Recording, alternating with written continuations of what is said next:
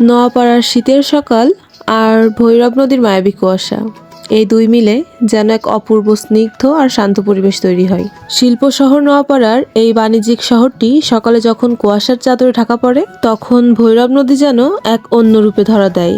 ভৈরব তীরের রহস্যময় রূপের কথা বলতে গেলে, শীতের সকালের ভোরবেলা যখন ঘন কুয়াশা পড়ে, তখন ওপারের শঙ্করপাশা খেয়াঘাট আর এপারে নোয়াপাড়া ঘাট মিলে একেবারে অদৃশ্য হয়ে যায়। কুয়াশার চাদরে ঢাকা পড়ে সমগ্র এলাকা। শীতের ভোরে ঘন কুয়াশার কারণেই নদীর পানি আর আকাশ মিলেমিশে একাকার হয়ে যায়। মাঝ নদীতে কোনো নৌকা চললে তার শব্দ শোনা যায়, কিন্তু ঘন কুয়াশার জন্য নৌকাটিকে দেখা পর্যন্ত যায় না।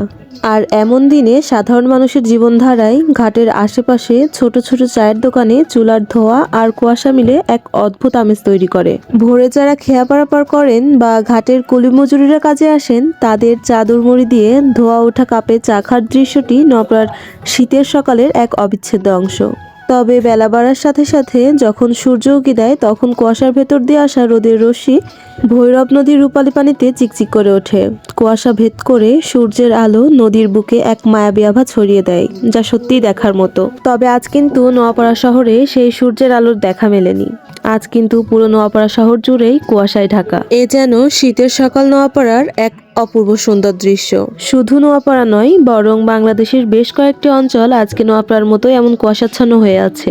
কিন্তু প্রসঙ্গ যখন আমার প্রিয় শহরের, তখন কিন্তু কুয়াশাচ্ছন্ন নোয়াপাড়া শহরই সেরা। তো ভাবলাম যে নোয়াপাড়া শহরের এত সুন্দর একটা দৃশ্য আপনাদের সাথেও শেয়ার করি। আশা করছি আপনাদের অনেক বেশি ভালো লাগবে।